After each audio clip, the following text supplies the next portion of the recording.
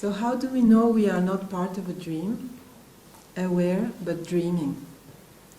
Haven't you once tried to awake, succeed, and realize you are still dreaming? What is the difference between us and this man in his suspended fall, aware of nothing but his own world, while the water, the trees, the shadows spread out myriads of signs through time and space without noticing him? Slowly we see him vanishing, becoming ghost-like. Here, Narcissus doesn't drown in its own image, but leaves its reflection to have its own life. The future belongs to ghosts, says Derrida in one of his famous striking sentences. Ghosts are not only reminders of a past, they plead us to recall. They are entities that speak of and from the edges of reality, where virtual and real mingle, where the visible and the invisible exchange parts, where we are led to hear what we are not supposed to and grasp sights of unnameable events. It means the future is about repetition, emergence, reactivation of the dead, in tune with what Walter Benjamin's stays as anachronism. A ghost is there to make you remember of a past that never took the shape of a present, but that is still awaiting you, where you cannot distinguish perception and imagination. Imagine that our culture would not have been led by language, that the senses, touching, hearing, tasting, seeing, would be the treasured path towards wisdom. Imagine that words would be only signs to secure a relation within reality that would not need to be possessed, but simply visited. Fantasy, I know. But Descartes warned us in time that the sovereign subject comes at high cost, the danger of madness and the illusion of dream. The work Descartes left us to be done is to reset everything in order to come to a clear idea. So let's agree that we are not dreaming, and that consciousness is in charge of a body of desire that will not be tamed so easily. In the first struggle for humanization, survival and reproduction were probably a programmatic order that culture was bound to make us forget. The refinement of eroticism are a conquest of culture, those of the art of death, war and torture also. We won't have one without the other. In Totem et Taboo, exactly 100 years ago, Freud studied Fraser's Golden Bough and the belief of the Melanesian of the Pacific, and came to the conclusion that their animistic relation to the world is very much so the obsessional neurotical individual. Ritualization and order to keep him away from the threatening chaos of his inside forbidden desire, and make him a soldier of an imaginary fight against invisible antagonistic forces. But what's more, he tells us that the taboo is a reality that still compels us today in the name of the forbidden, l'interdit, contrary to the totem, which is no longer of any use and thus will disappear. Well, I think that the century has proved him wrong in that realm. Taboo has dissolved to the point that censorship of any kind have been internalized by us through voluntary servitude, but that we come upon totems everywhere. Isn't Facebook one of the common set totem? We aggregate around them more and more, whether we like it or not. Our friends are friends of our friends. Networks are creating new ways of relating to relations, new type of recognitions, key codes, information, images that act as magic opening of invisible but nonetheless very real gates. If you don't find the key gates, the right keys for the game, you will no longer exist. Hence, it will be probably from there where will arise the resistances of tomorrow. Hackers will be reshaping our future, attacking the system with perfect knowledge of its firewalls and tricks, while others will refuse to have anything to do with it. These are two forms of coming sovereignties, because sovereignty is not only about power, authority, and ways of ruling above the rules, it is also a possible place of freedom and resistance. And it is at the cost of being able to dispossess itself of all powers. Sovereignty is an event, such as is desire, and it's not there only a likeness, it's a way, in a way, of to be un coup de force. So let's continue after this short introduction with this very simple question. Who's the master here? How is it that this question of authority, power, and sovereignty can be said to have ruled the West? And why is it that desire is the aporia, the little piece of puzzle that will never fit in the right place, and with as both as event, emotion, physical motion and transformation, a drive, a thirst, all these names meaning something that cannot be grasped or ruled? Why are we always coming across it? Let's go back to sovereignty. The word sovereignty appears in mid-14th century from Anglo-French souveraineté, souveraineté in French, meaning authority and rule. As an authority defying all others, what are the conditions of its exercise? Sovereignty is the event that names someone or something, organization, idea, thing, that has the potency to decide to place itself above the rules since it's providing them, reason why it was one of God's name. If sovereignty, as Shakespeare has displayed it, is the possibility of a power to go to the limit where it can dispossess itself of its power, in the name of something that is valued more than power, what is the desire at hand here? I will attune this question tonight with an image familiar to all of you, a young Alice in Wonderland running after a white rabbit, very much distressed about being late. So yes, I think we can say that our expanding need of sovereignty over the kingdoms of earth, and since there is no limit to the will of power, those of heavens as well, has ruled the history of the West.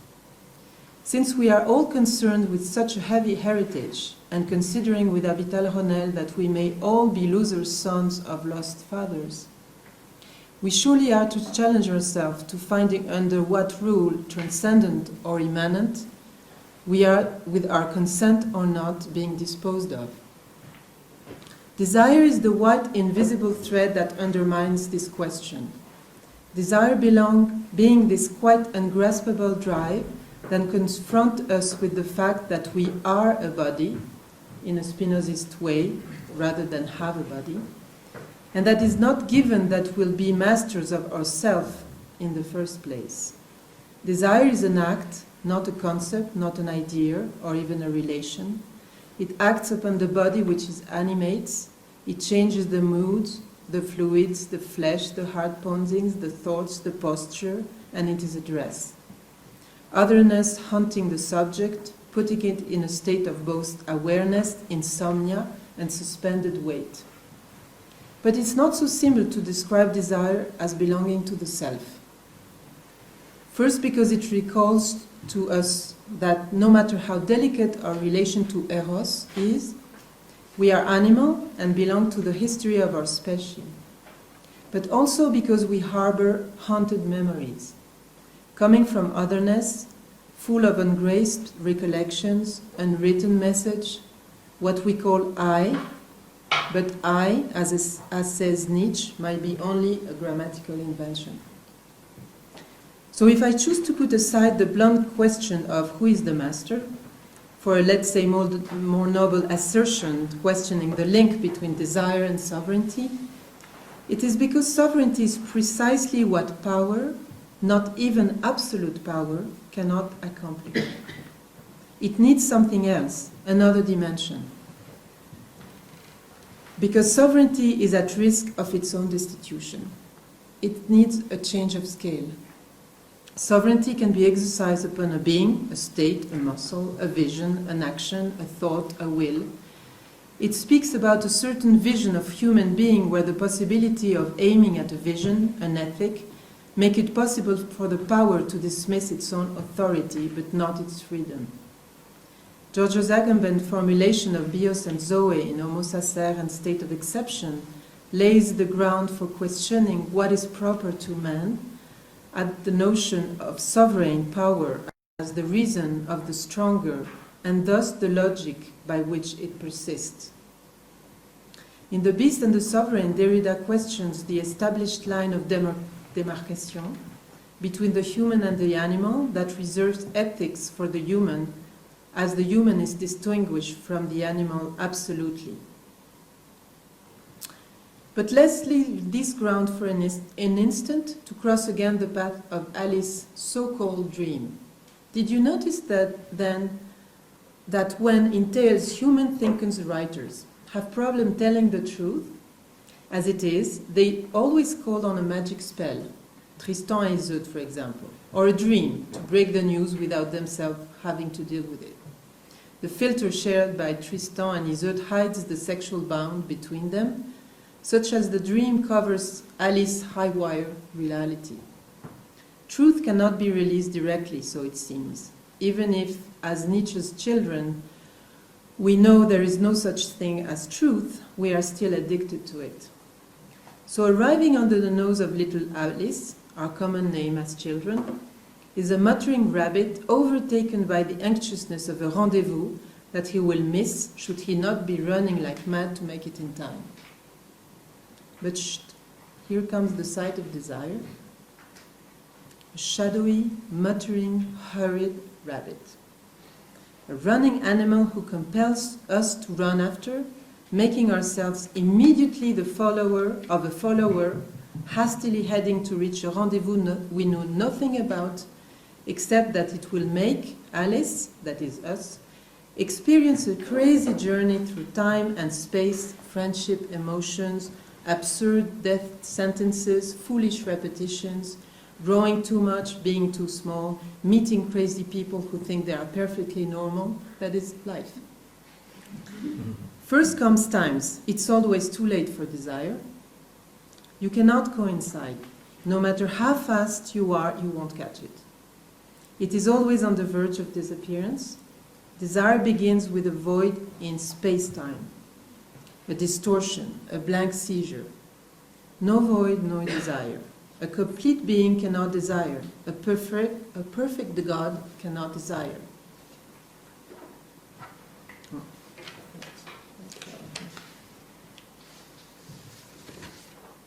Complete emptiness is beyond representation. We can't actually think it. As within all negative theology, naming an object is already attributing it a being ad minima. So since the beginning, we had to invent an image, a metaphor. The void is the negative thought, which what we call desire appears as such. It is like the space that brings being into becoming an act. The first metaphor of it is perhaps in Genesis 1. Being expelled from paradise, man enters the realm of frustration, that is of desire. The Genesis begins with such a tale of lost paradise and sexuation. From the first, it is mingled in this partnership between desire, void, and time, that is, hope. But let's go back to a rabbit. Desire is the desire of the other, says Lacan. What makes Alice wake up to another reality and fall into a tree? Not a rabbit, not a dream, but the dream of a rabbit. I mean the pursuit of a rabbit following its own desire, which is being on time at a rendezvous so that he won't lose his life. Time is the big hidden motus here. Nothing else than time is compelling desire. In depression, when desire disappears as such, time withdraws in a pure era of nothingness. No hope of mutation, nothing left other than this despair. Time after which a rabbit curses, time that will be forever missing so that the object of desire cannot be reached. Hosted between premise and illusion, how can we make it possible with time? With the partnership between time and desire, here we are, squished in between. Squeezed is something Alice will experience, too tall or too small. She will have to find a way to get through doorways by changing scales. Until she gives up all pretenses to understand and escape, then she'll wake up. Changing scale is in real life a very, very difficult exercise. Changing scale is about conversion as an intimate revolution that leaves nothing much of your old self behind. I could say it this way: desire is a very risky path where you might lose your identity, Alice's scale, reason, sleep, and even faith in life, for an object that basically you will always miss. Of course you wouldn't if you were God, it's not an option yet, or psychotic, a risky option, I would say. Sovereignty is a way to try to make up for this constant revolution of desire, regaining the freedom that was once lost. Sovereignty needs the condition of repetition of experience, the transmission of it as truth, the power that this truth gives you over the others, and a grounded belief in identity. I quote,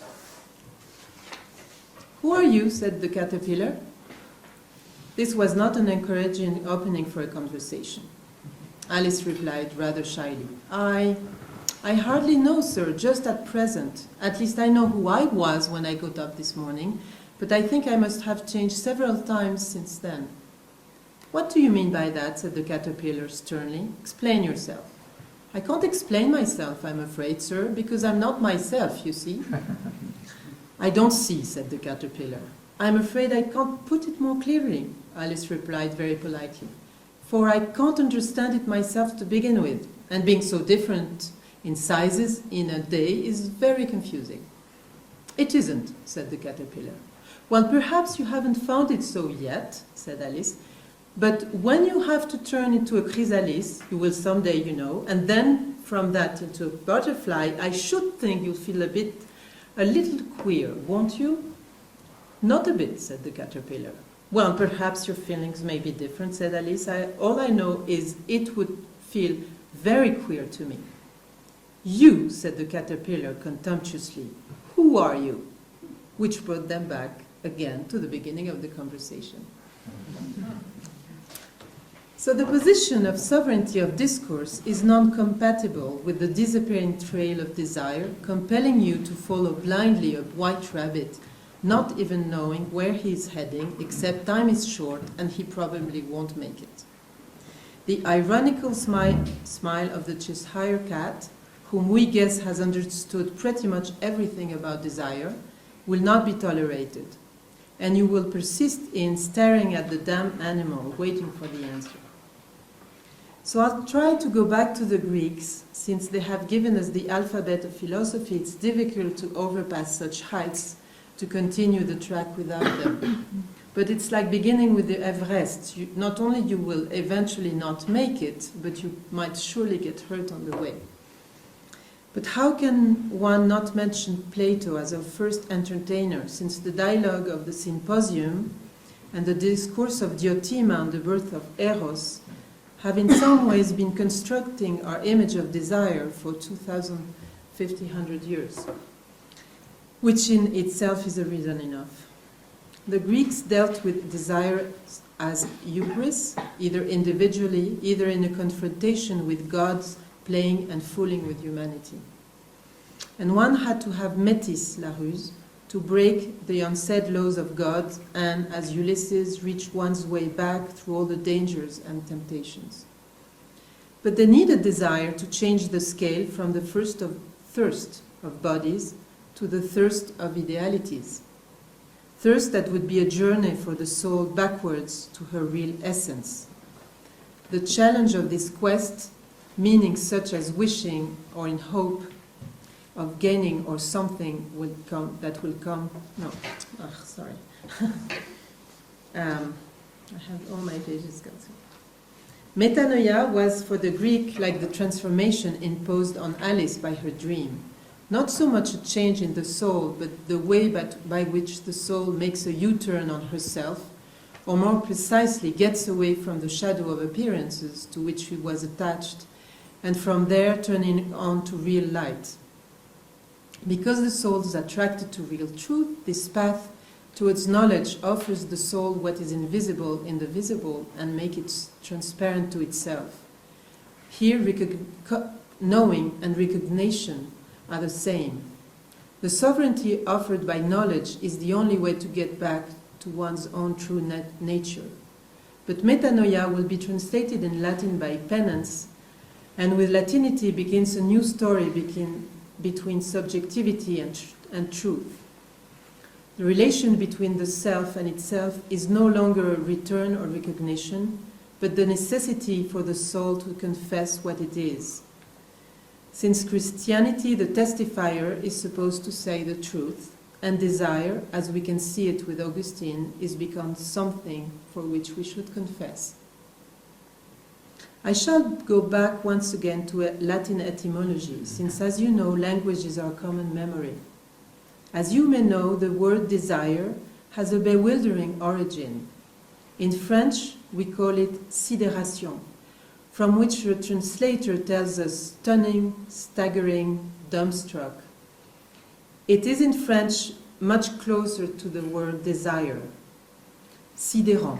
So desire comes from the early 13th century, from Latin desiderare, long for, wish, demand, expect, but that strictly spoken signifies a wait for what the star will bring. So if the genitive is sidus, heavenly body, star, constellation, as such, you have sidus, the aster, sideration, like bewildering, to be attached to the star. So desire is considered to be stopping to contemplate the star, which really brings desire very far from the body at first. Latin considers that desiderarium, before signifying desire, speak of a lack, of an absence, or of a loss. Latin authors use desiderare in the sense of regretting the loss of someone or something important to us. The sense is negative. One who desires is at loss.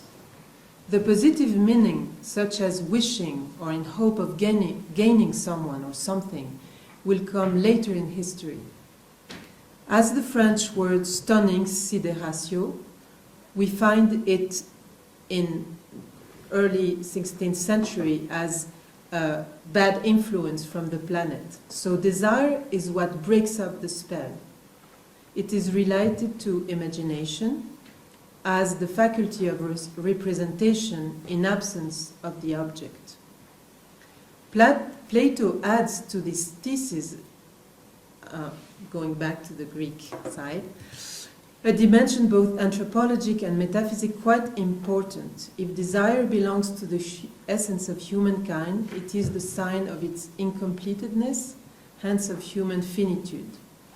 You remember the tale of Aristophanes, again in the Symposium, where human beings before ignored desire and were full of pride. They tried to reach the sky and become equal to the gods. Zeus, to punish them, could cut them in two. This way the first humanity was weakened and multiplied, and since then the two missing parts search for each other. Hence desiring goes back to a primitive lust by the means of a fusion with the object. Desire reveals a split. But the quest is tragic, since this lust cannot be mended, but more is, the memory of this originary being fused into one has been lost, as well as the unity itself. So that strictly speaking, we don't know exactly what we do desire. With such paradox, we start plunge into unlimited becoming. It's from the depth of this mixture that thought and desire must merge. But Plato used another story, this time brought up at Diotima, the priest. She tells them, in the Symposium, that Eros was conceived the day of the birth of Aphrodite, and, as you may remember, not only coming from loss, but also from wealth and profusion. Same conclusion as for the aspect positive and assertive of desire can be found in Spinoza in the Ethics. I quote, "Since the mind is necessarily conscious of itself through ideas of the body states, it is conscious of its effort. When this effort is related only to the mind, it is called will. But when it is related to mind and body together, it is called appetite or desire. This appetite, therefore, is nothing but the very essence of the man, from whose nature there necessarily follow the things that promote his survival. And so the man is caused to do two things. Between appetite and desire, there is no difference, except that men are usually said to have desires when they are conscious of their appetite. So desire can be defined as appetite together with consciousness of itself." So when we are stunned, not stoned, as I said at first in my class all morning, that is under sideratio, under the realm of the star, how can we be delivered of this bewilderment? We are dealing here with the great celestial powers. Being staggered stops us, converts us into stone, and desire is what gets us out of it, putting us in motion again. Here we can trail our way back to sovereignty. The sovereign needs to capture the other's desire. Ultimately, what he will get at is the desire of the other and its recognition. In this sense, capitalistic logic has understood that it must capture our libido. The procedures of power and authority today are a strategy to replace desire as a movement of the soul, moving from a scale of reality to another, withstanding loss and transforming it to needs, and that is making each of us believe that his or her desire will be fulfilled if you only find the right match. No void, no blank space-time, it's much too dangerous. For this unfulfilled void might lead you towards the sense of an inner freedom, breaking away from the logic of objects. There must be an object for you, it says, no matter what it is, but something will alleviate for an instant your craving. There is a Medusa effect in the stunning state of what etymology describes as being under the spell of a star. That no star, nowadays, can indicate any image, phantasma, outside or inside, invading our inner space and beginning a slow necrosis of the self. So that one could say that desires comes in to put back in movement the self, while substituting to fixed image, acting as a missing object. But sovereignty may be what is able to resist the spell. Long before Foucault, the masters of tragedy from Homer to Euripide, Shakespeare and Racine, have looked at the way kings made it with the power. What happens in the human soul when all earthly powers are given to her? Does it legitimate all desire? Is there a definitive wisdom to gain? Can a sovereign body be both in the place of supreme authority and transgress it? Because once you have the power, what is left to be desired? The tragedy of Lear and Richard II puts this question in a certain scope. The folly of Lear and Richard II are in their abdication of power, which is the supreme transgression for a king, to such an extent that the play of Richard II was forbidden by Elizabeth. For the example, Richard II says, "I made the king unking." This forged word is a revolution as much as when the sovereign is the one who acts up its own destitution. But here we see that sovereignty is a figure of transgression above the laws and of resistance as well. Lear's humanity returns him to the wasteland of the homeless and the fools, in the heart of human distress, where one doesn't belong anymore to any social protection.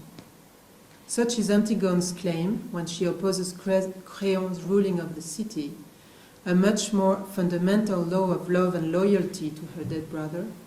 It's her sovereignty that makes her stand up against the common law. The test Lear puts to Cordelia, "How much do you love me?" is the question desire addresses the other. Because she doesn't answer, she grows to become the only obsession of Lear. When you desire, you are compelled to seek satisfaction and thus miss the point, for you will gain the object and lose desire.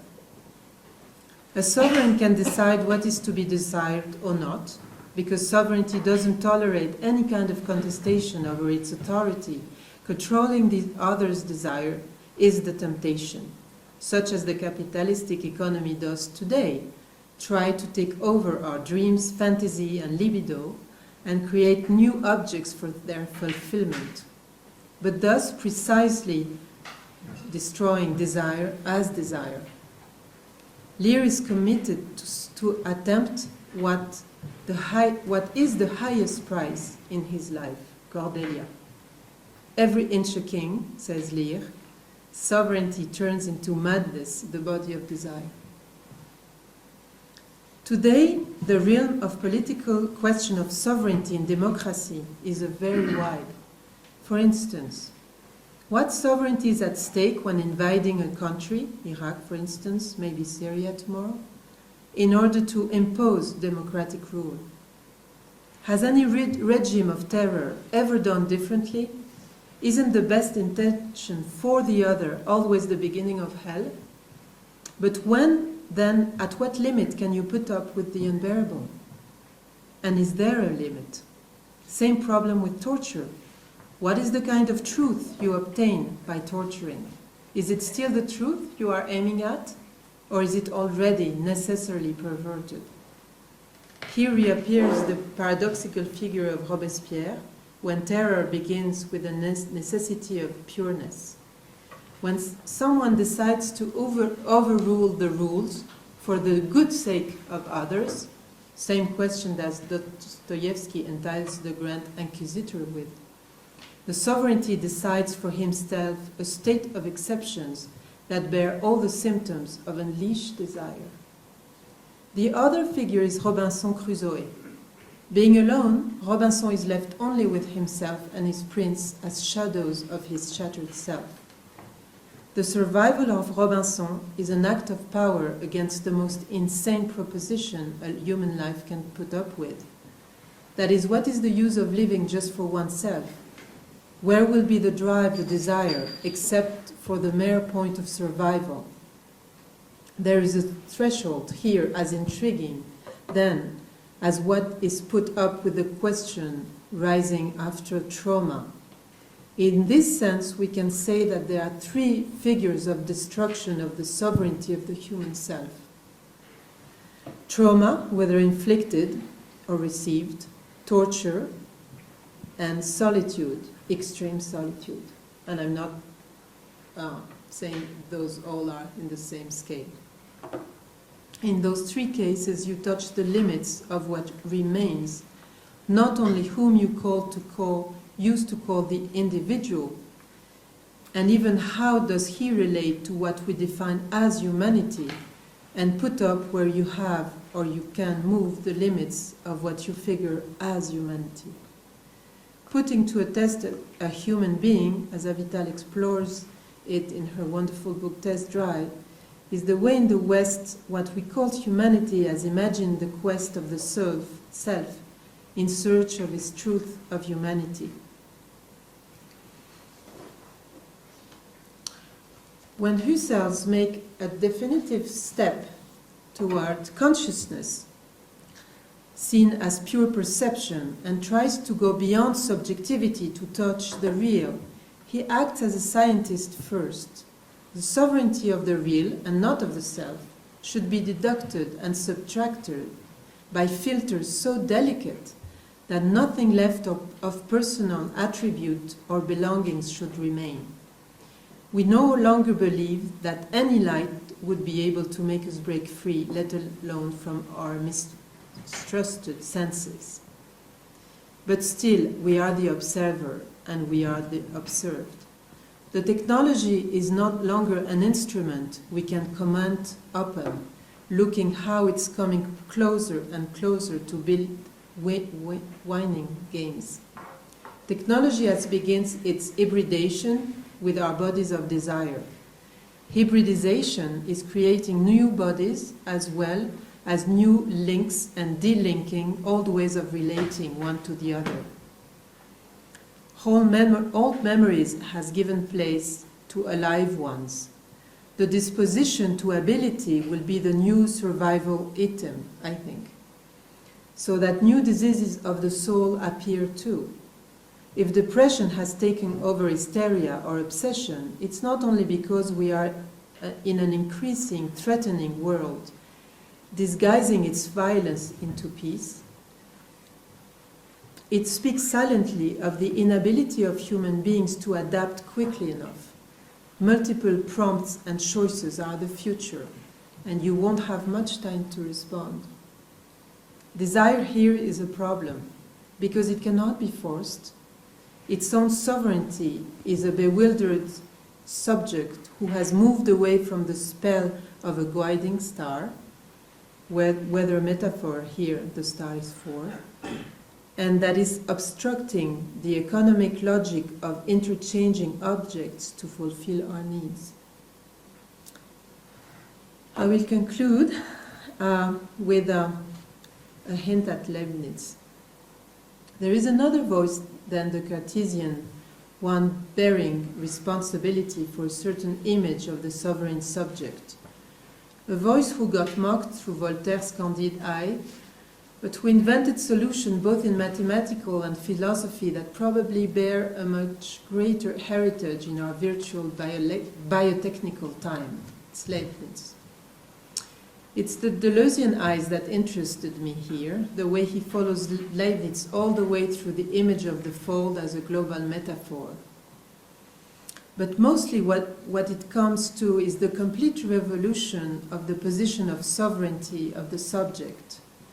Leibniz's logic is horizontally driven, folding and unfolding the real through the nomadic system that leaves no outside separated from the inside, no totality that opposes a singularity. The first great philosopher and mathematician of pleat, fold, of curves and twisting surfaces.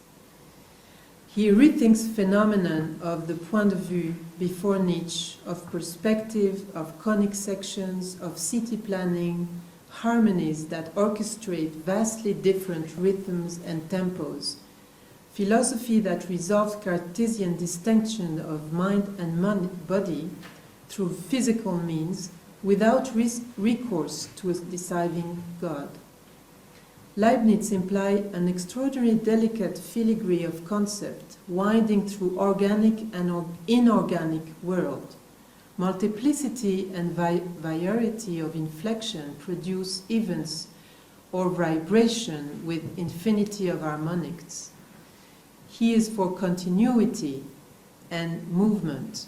He doesn't believe in stillness, in disruptures, like a baroque space where all the lines are moving to recreate a sensation, where what is slowly unfolding to the eyes is not an ultimate truth, a pure inside, but a constant vectoral space. In Leibniz's vision, this existing world, actualizing the compossibility of each being, is the best at every moment possible. A statement that seems as bizarre as the smile of the Cheshire cat. In a way, the panoptic world of Leibniz is the one that Alice meets when she squeezes into the little tiny door opening the enchanted garden. Here, a flower, a caterpillar or a hatter or a cat is no more sovereign than a queen or a big little girl. Sovereignty is the art of guessing at riddles, and that way you might escape an absurd death sentence or just drowning in your own tears. Here, desire is not what prerequisite that decides the turn of a life. It runs like blood through every perception. It runs inside your flesh, your vision, your action, and it is not even yours, but part of a world brought pieces by pieces together, the self being part of it, no more nor less. Welcome here in worlds of enchantment, lies, mirrored perspective, where virtual lives and true ones will exchange their matters. We are not so much disenchanted as we are enchanted. I could have entitled this lecture, Desire and Freedom, for ultimately the problem raised by sovereignty and desire and their paradoxical relation is ultimately a question of freedom. And at what cost it can be sustained? How can one acquire the inner strength and freedom to be able to change scale? A resistant, heroic figure is one who succeeded, like Alice, into changing scales. But she does it so in a dream, not in a conscious fight. For there is something to lose in the process. There is more here than just finding a true version of a hidden drama. When she enters the enchanted world where caterpillar and flower speak, where birds are used as golf stick and cats vanishes before they finish a sentence, where recovering your true self is only a question of eating a biscuit or finding the right door, she's describing, or rather Lewis Carroll, the inner process of our psychic life, where perception sublets imagination, where time and space are no longer protected by Kantian shields, but are submitted to constant deformations. What if the outer reality were beginning at that same turn? What if, as Leibniz is hitting at, reality is only graspable at thresholds? Dream is one. It's like a Möbius cylinder with no ends, nothing separate inside and outside. But dreaming won't give us the key to access the real. The visual and digital world awaiting us ahead is opening a new relation to reality. This transformation of our space-time relation brings the question of sovereignty and desire under another light. To conclude, I will return to the way desire was meant to turn us away from the spell of the star, the ideal, not identified with the drives or the needs of the body. It is a movement of disintrication from the ideal that allows us to be present to the present, and not only turn into ghosts awaiting the disappearance of the self in a mirroring pool. Awareness is not a pre-given reality. The kind of sovereignty we might question comes from the side maybe of darkness, but also of kindness, inner strength, and sustaining this voided space in which, in her dream, Alice is engulfed and us with her. Let's follow her a while, hoping that when we awake, the world would have at last slightly changed. Thank you.